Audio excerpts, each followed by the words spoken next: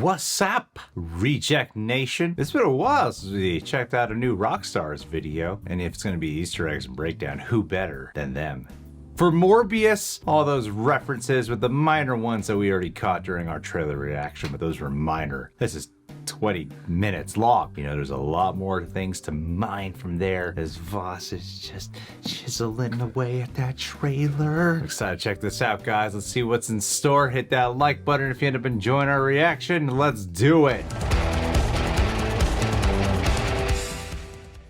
Welcome back to New Rockstars. I'm Eric Voss, and this is a breakdown of everything that you might have missed in the new Morbius trailer, which packs in non-stop Marvel Easter eggs on every visible surface. Really the best hype man for a vampire trying to get into an MCU party. I don't know if I should let him in. It looks like he wants to suck my blood. Yeah, sure, but he's friends with multiple Spider-Man, Spider-Man villains, Spider-Man newspapers, Spider-Man skyscrapers, and he gets a tan beefy bod out of nowhere like Spider-Man did. So you gotta let him in. Okay, whatever. I'm sure I won't regret this. Enough bits. There is so much to break down, not just the big bit.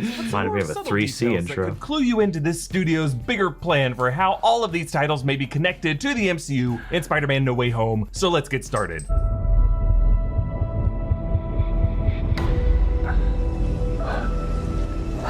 You need a doctor?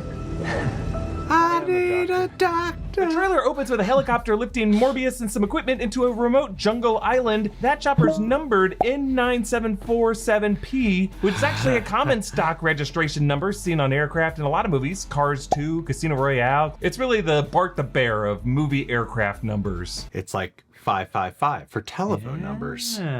Interesting. I learned a new fact today. Or Alan Smithy if you hate your work. Anyway, this pilot kindly asks if he needs a doctor, but Dr. Michael Morbius is like, F you, dude, I am a doctor. Okay, jeez. This paints Morbius as a determined but abrasive intellect, a physician in spite of himself, unable to find a better doctor to fix his ailment. Yes, a doctor in the vein of Doctor Strange, maybe soon literally in his veins. Moving on. I should have died. Rare form today. Silly. People all over the world have my disease. I'm here to find a cure. So in the comics, Dr. Michael Morbius has a rare blood disorder that he tries to correct with vampire bat serum and electrotherapy that turns him into a living vampire, who isn't technically the immortally undead variety since his powers came from science, not the bite of a vampire. He was introduced as a Spider-Man villain who also ends up tying in with Blade. I just want to pause and say really quick. A lot of people who have been going out there saying that they think that this is going to set up Blade. Oh, There's no way it's going to set up Blade. Don't let this get your hopes high, all right? They're only doing this with Marvel, Sony, all that crossover because they have to. Marvel's going to do Blade on their own. I understand comics correlations, believe me, I do, but it's not going to happen in this. We flash back to Morbius as a younger man in a ward with other children with medical conditions. Actually, the first trailer showed this same room with Michael and only one other kid, a blonde boy, who I think is going to end up growing up to be Matt Smith, Luxius Crown, who will have a similar condition, curing it in a similar way, giving him vampiric powers, making him a parallel figure villain of this story. I think it's so interesting how we haven't gotten much of Matt Smith. It's been like the same shot of Matt Smith in both trailers, and he's probably going to be the central villain, or he's going to turn like villain so you get your big bad finale at the very end. Yeah, so they can have their classic my powers are your powers fight. Yeah, exactly. I'd love to see more of him, though. It's weird that they're keeping him so concealed unless they have surprises. No? No surprises? Actually, in that other shot, the ward was completely empty aside from those two as Michael set up a game of chess, probably metaphorically setting up the mental game of chess between the hero and villain, but also suggesting that all these other kids might have died off. Or maybe they're just playing outside. Yeah, can that be it, please? No, they're dead. Crown becomes the villain Hunger with his own vampiric powers, but this is not to be confused with Hunger, the devourer of realities. That's the universal scale parasitic force from the Jim Starlin Thanos comics. It's a completely different thing. Lots of things can be hungry, folks. Like Matt Smith isn't playing a marble-eating hippo. Adult Michael is cared for by Martina Bancroft. And we see his more vulnerable, gentler side. A doctor trying to cure not only himself, but others all over the world, including sweet little Anna here, who draws pictures of a sun over the ocean with a second sun behind it, making a silly emoji face. She's the best! And more importantly, she knows there are multiple realities with multiple sillier worlds colliding with each other, so save her, Dr. Yes. Morbius. We need her. She's the key. Push the boundaries. Take the risks. If you're gonna run, do it now.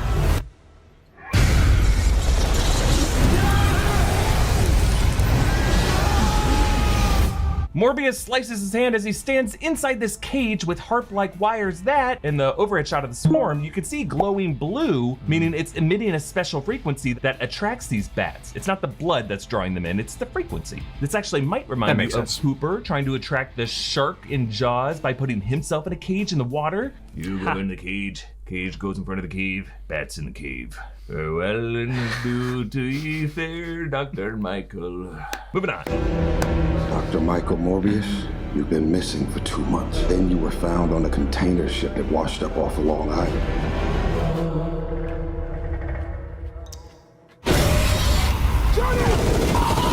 Now the music in this trailer is The Doors' People Are Strange, a song that also features prominently in the vampire film The Lost Boys. Jim Morrison's words about the that's loneliness right. Dr. Morbius now feels as a living vampire, but we also cannot help but draw a connection between the strange folks currently tampering with reality in a way that might have caused these multiversal incursions. Tyrese Gibson's playing Simon Stroud, maybe. an FBI agent investigating Morbius, but in the comics, a vampire hunter who tries to hunt him down. Wow, look how much they changed our boy. Woke. Wow. Getting woke. He looks like a Dick Tracy character. Oh my goodness. Oh. Tyrese is really bringing his own flavor here. This is not just like, hey, you changed the race. I would like to see the 6 degrees of separation that got us from this depiction to Tyrese's depiction. Hell, you could say the same thing with Jared Leto playing Michael Morbius. This container ship incident may be based on Morbius's origin in the Amazing Spider-Man 101 when he slaughtered everyone aboard a ship and, horrified by his actions, actually tried to commit suicide, but it didn't work. And you gotta love that classic horror imagery here. Some blood dripping on the hand from the monster above. This is the kind of thing we've seen in Silence of the Lambs, Jurassic World. This also reminds me a lot of Aliens, but this may remind you of the blood dripping from Peter Parker's arm. my God. Best Blood drop in nearly cinema fell on history. Norman Osborn, but instead made the loudest splat ever. Yeah. Next clip. What did you do to yourself, Doctor? I wish I knew.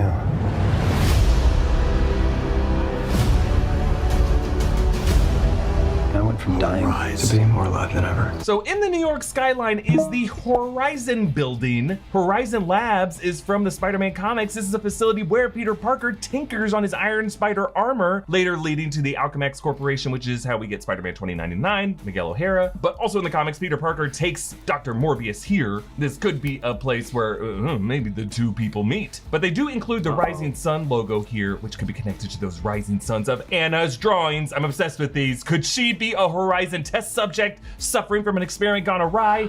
It's all connected! Now here, the Horizon building is not far from another building that is under hope it is for construction, your which we sake. know from the other nighttime skyline shot. There's the under construction tower right beside the Oscorp building. Now we last saw Oscorp Tower in the Amazing Spider-Man 2 in 2014, the Andrew Garfield Mark Webb series, and it has the same exact Oscorp logo, that broken R and the incomplete P that actually kind of makes it look like a question mark, evoking the mysterious nature of this company. Right. But of course, that tower had a different structure and had the word Oscorp running up the side of it, not at the top like this. So in a way, this is both a nod to the Andrew Garfield universe, but also in a completely different form. I don't know, maybe Oscorp is expanding by acquiring various shell ventures, lots of the city skyline, just to give corporate backing for all kinds of Spidey adjacent villains that Sony plans to roll out, like Black Cat and Rhino and Kraven the Hunter. Actually, we know from a set photo from this movie that there's gonna be a Kraven catering truck somewhere in there. What? Ooh. Okay, so that's cool. They're planting that seeds at for all? Kraven the Hunter. Yeah, I did not know any about that. Coy Jandro was in our trailer reaction. He got a lot of crap in the comments for saying that that's a different one than the one in the Amazing Spider-Man. Uh-oh. Yes, same logo,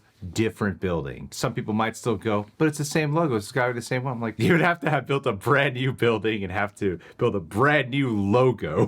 Like, if they use the same design, but they'd have to rebuild it and put it up at the top. It's not the same one from Amazing Spider-Man. The logo is just in reference to it, but it's not the same building. Unless they bought another building. And then just put their logo on the top. They Yeah, could have yeah. done that. But either way, it's definitely not that as futuristic, and even the way the Oscorp sign is realized on that original building is in different different material at the very least. Exactly. Not the same exact building. I do find it interesting how, like, this movie seems to be exploring more of the science areas that we've seen Peter Parker tamper with before, more than the Peter Parker movies we've been getting lately. Yeah. A lot of movies are doing Spider-Man things more than the recent Spider-Man movies, oddly enough. So it seems like Sony is suggesting Morbius could be taking place in a kind of merged, shared universe, perhaps on the other side of Doctor Strange's spell in Spider-Man No Way Home. But my issue is, Morbius was originally intended to come out like a year before No Way Home was going to. At least certainly before Venom's reality warp teleportation in the Let There Be Carnage post-credit scene. Really, I think the easiest way to interpret this cause and effect logic is that the multiverse has already been merged in various chaotic ways that we just haven't noticed before Doctor Strange's spell in No Way Home. That wasn't what broke it. Lots of things have been causing these incursions, and that was just the final straw that broke the camel's back. Because we did learn in Loki that, according to Kang, time is a flat circle. What we understood to be cause and effect really just needs to be thrown out the window. Essentially, the multiverse is destined to scramble, and therefore will have always been scrambled. That's something that Coy was bringing up to us not long ago, that the multiverse has already been colliding. Hence, that's why we had J. Jonah Jameson already in the post-credit scene for Far From Home. Yeah. And I think that seems to be something a lot of people overlook. A lot of people probably just chalk that up to the fact that, oh, it's just they got J.K. Simmons back, but he's playing a different version of J. Jonah Jameson. Perhaps. I still think it's an indicator, though. In physics, this concept is called Pascal's omelette. Let's move on. It worked. Not exactly. I have increased strength and speed and some form of bat radar. What else can I do? So Morbius releases sonar Echo bursts location. like a bat does. And I like how from its perspective it causes the surfaces to swirl with this fluid, smoky texture, transforming walls and floors from hard surfaces that would hurt his fragile body if he were to smack into them, to now a more amorphous environment that he could just kind of float through. On Morbius's chalkboard are some letters here we go. referring to the base pairs in a DNA protein strain, but actually to the left is written PKB37, PKB49, etc., etc. These are actually all weights of silver. Silver is of course a weakness to werewolves and in a lot of vampire fiction to vampires as well. Perhaps Morbius was testing what weights of silver have the strongest effect on him now. Or maybe he's starting to realize that he has vampire abilities, but Morbius is not prone to the same type of vampire weaknesses that a typical vampire is prone to. Maybe we'll get a little bit of like during a montage of him figuring stuff out, of him trying to like, I'm gonna taste some garlic. I'm gonna, Look in the mirror. Yeah, Go hold a cross. yeah, and see if any of that will make him weak, but come to find out that nah, he's fine, but he'll glow in the day. And then on his desk in front of him is an open textbook on bats and an empty blood bag. Michael Morbius, did you just sip blood out of that boba tea straw tube? And then he lifts a massive stone tomb, you know, these things that medical doctors leave lying around their offices. And then he booms his echolocation across the city. And you can see it's honing in on this green and red skylight window. It's hard to tell what building this is, but it does give off some kind of red glow on the left Rubik's side building. as the burst passes it, making me think this could be the Horizon building that has a similar red glow. But there's also a tall construction crane to the upper left, so this might be near that under construction tower beside Oscorp. Really, I just think Morbius's final battle will go down with Luxius Crown and his allies at Oscorp and or Horizon, maybe to retrieve a serum that can help patients like Anna. Next clip.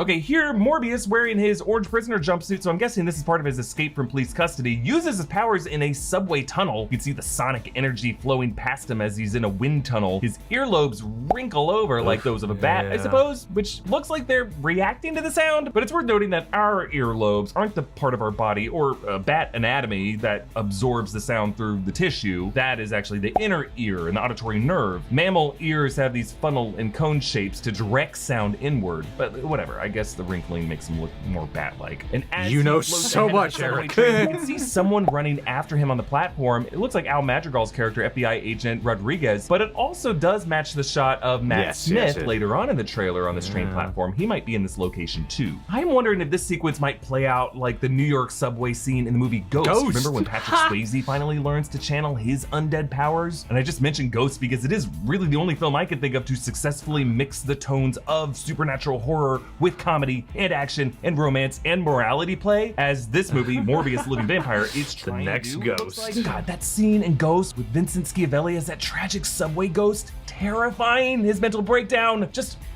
that's Mephisto doing a chef's kiss because the movies and TV shows haunt my dreams and ruin my sleep. Here we see Morbius in a blood bank resisting the urge to guzzle it all down. Now notice the audio of Morbius's line sounds a bit edited. There's something inside of me who wants to hunt and consume blood. Yeah, someone shot a bit that edited. together. Almost sounds like the words consume blood was spoken by another character, almost like Crown finishing Morbius's sentence for him because he's also a vampire. Next clip. And you control it. I don't know. Half the city wants to kill you. We haven't had anything this good since that thing in San Francisco.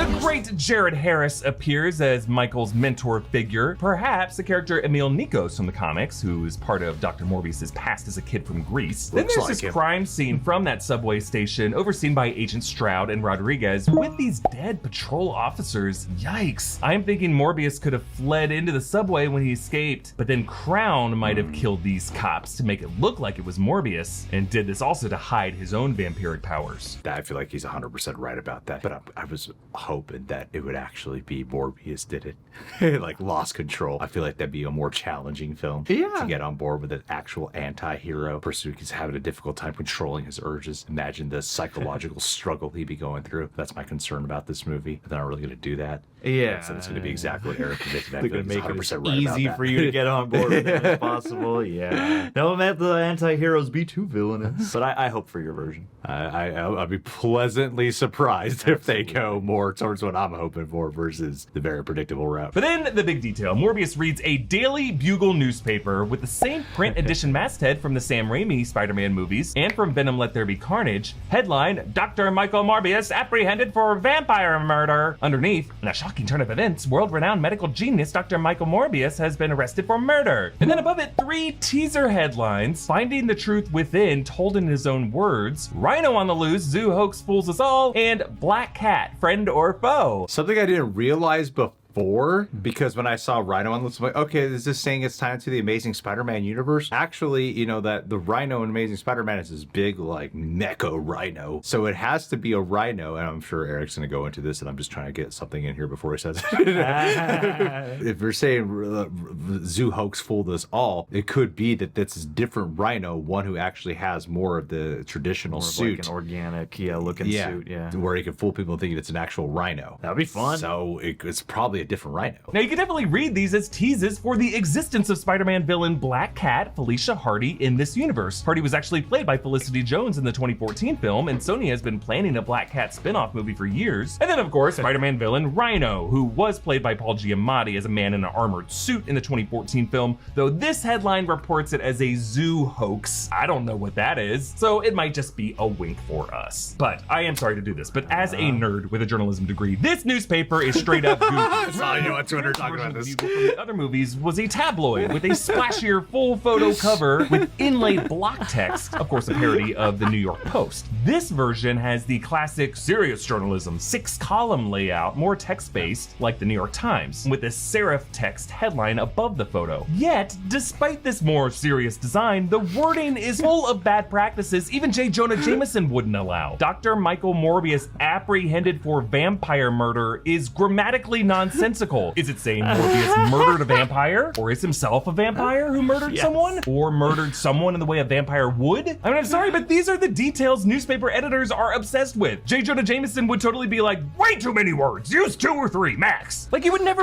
waste 6 columns of ink on a long, vague verb like apprehended, when actually, ethically, journalists are supposed to use verbs like arrested or charged for active investigations, and definitely not put the word murder in the headline, even when quoted by presumably police. You wouldn't report his name as Dr. Dr. Michael Morbius in the headline, and then in the lower graph, the full word Dr. Michael Morbius. I mean, really, a more appropriate headline would be something like Nobel-winning doctor arrested under charges of vampire-like killings, which is more clear and obviously more scandalous, right? Because he has won a Nobel. You would put that in the headline, and then you would print his name in the lead sentence of the article. I know, movies are filled with professional inaccuracies, sure, but every time the Daily Bugle has shown up in a Sony movie, they have been weirdly fixated on the whole media industry side of it. Like, Let There Be Carnage is all about toxic relationships between true crime reporters and their subjects. In the Raimi trilogy, J. Jonah Jameson absolutely pushes overly salacious headlines, but that is something that happens in the real world. The New York Post totally does that. But at the same time, he also lectures Peter Parker on libel. God. In fact, as a kid, that's where I first learned the difference between libel and slander. And then in the third movie, he totally fires Eddie Brock over plagiarism and goes to the length of printing a retraction. And then in Far From Home, that makes the Daily Bugle a direct parody of Alex Jones' InfoWars. I'm just saying that when it comes to whatever these movies want to say about journalism, they normally put a ton of thought into the way they depict the Daily Bugle. But here, I'm like, Christ, you couldn't even reduce the kerning between the V and the A? Anyway, I'm just saying, maybe this slop could have been an intentional rush job. Like the Bugle could have been forced to rush this front page out under pressure from corporate interests in order to ruin Dr. Michael Morbius's reputation as much as possible, as quickly as possible. Wow. Journalistic integrity, journalistic accuracy. My goodness, Mr. Voss, you have blown my mind. I saw you going off about it on Twitter, but man, this breakdown here is some juicy deets, I must say. I think this is my favorite sidebar rant of any breakdown all year. If we can do deepfakes, Sony, if you're watching, it's not too late to change your headline around. You can change the newspaper around. It's not gonna take you a long time. Give it a shot. Be the cheapest shot you pay for in the entire movie. You could digitally do it. Yep. Just go ahead and do it. He also really did open my eyes. Something I never noticed was the attention to detail on just the headline. Something that you can kind of overlook. It's super specific. It creates another life to the moments when they do flash up on screen, especially for like the Peter Parker situations and the Raimi films, because he's a photographer working at the Daily Bugle, so it needs to have that needs to have that impact. But yeah, I mean, yeah, I agree. It's weird, man. Not as bothered by it as you. Yeah.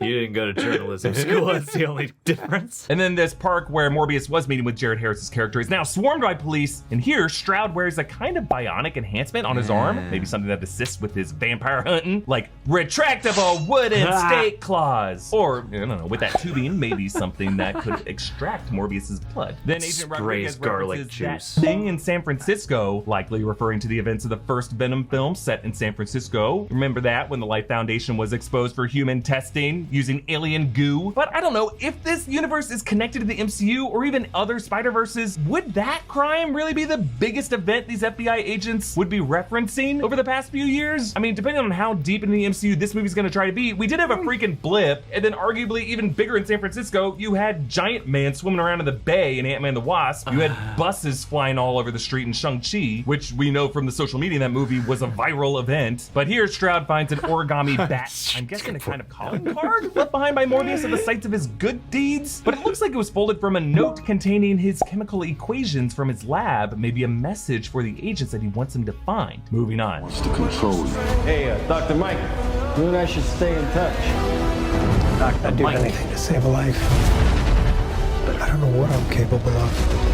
Morbius flees past graffiti of Spider-Man with murderer written on it. Now, this Spider-Man was actually a throwback to the Tobey Maguire era suit from the PS4 game loading screen. Murderer, though, would imply the MCU Peter Parker, who in No Way Home is facing public scrutiny and accusations that he murdered Mysterio. But like this movie's references to Venom and to the Oscorp logo design, it's just more evidence suggesting that Morbius is taking place in some fusion of all of these realities. And that's especially true for the big cameo by Michael Keaton as Adrian Toomes' Vulture, still in his white jumpsuit from the Spider-Man Homecoming post-credit scene, which of course is in the MCU. So I guess this movie's implication is when Venom transported into the MCU in the Let There Be Carnage post-credit scene, he now exists in a reality where Venom has always existed as Tom Hardy Eddie Brock, something that people know. And that could be the Sony's way of explaining how it is that Alfred Molina Doc Ock just knows Tom Holland Peter, and how Michael Keaton Vulture knows Dr. Mike here. Either way, I do like how the police lights flash red and blue on their faces, the color of the webhead hero that whips them together. You know, that is...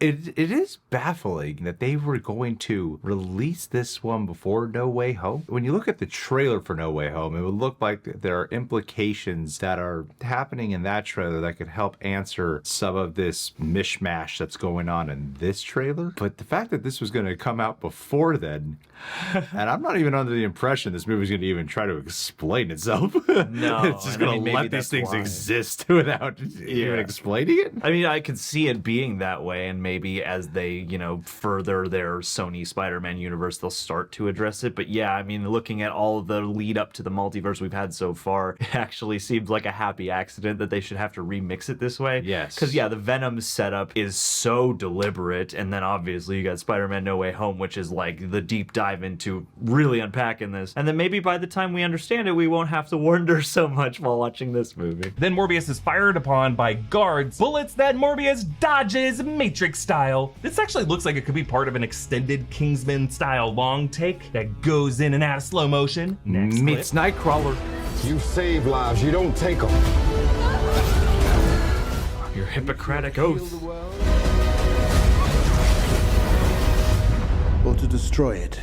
Okay, Stroud appears to be talking Morbius down while he holds his neck, suggesting he was either just swiped there or maybe even bitten on his neck. Then there's this nurse who flees in fear down a corridor, and in one of the flashes of light, you can see a gray claw grabbing her neck. That's This not could be Morbius's. Morbius, but it also could be the vampiric form of Crown. Moving on.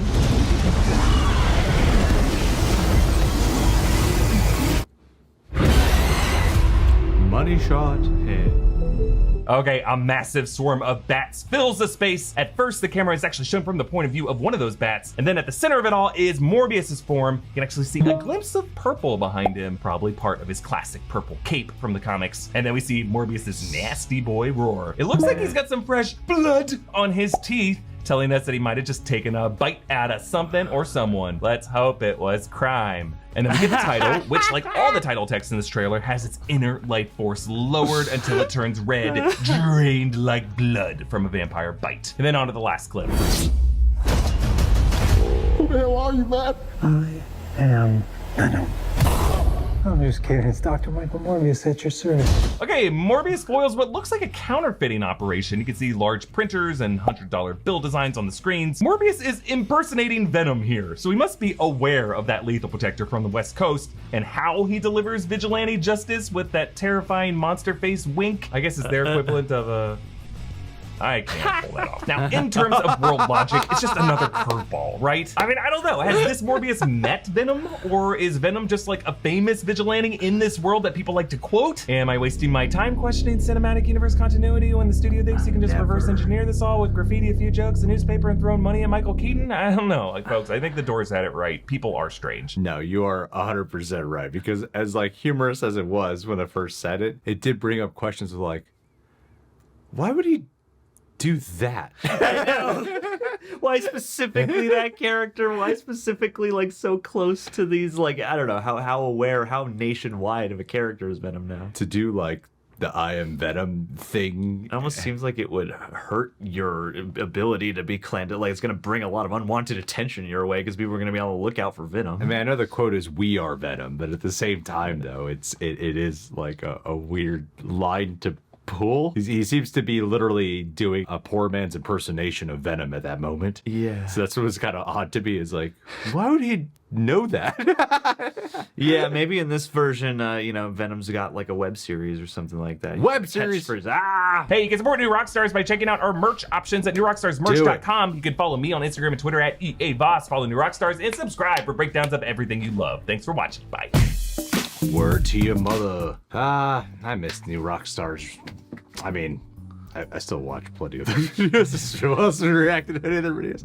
But with all of you, Yeah. it's that much more special. But guys, thank you so much for being here. Subscribe to NR if you haven't done so already. You can subscribe to us, hit like buttons. Last but not least, let's do a Daniel Gallagher. It's only logical that on a Michael Morbius video breakdown, do a little breakdown of you. Because there's so many Easter eggs in your life. You could easily end up a Spider-Man villain. You're already on the trajectory to a John shout out. And hey, man, you work with chemicals, you work with, viruses and substances and whatnot. But what's your secret? What are you trying to cure within yourself that will eventually lead you to mutating into the Loch Ness Monster? That's your superhero anti-villain character. And, you grow tentacles and whatnot, and you can dispense justice with a heaping helping of Salt Lake water. Not Salt Lake City like in Utah, but I assume there's probably some salt content in the lake water where the Loch Ness Monster lives. This is the best shout out you've ever received. I hope you're doing well, buddy, and we'll catch you on the next one. Stay pledged and much love. That's how you used his minute. Like Michael Morbius, you like to suck. That's right, the life out of a room.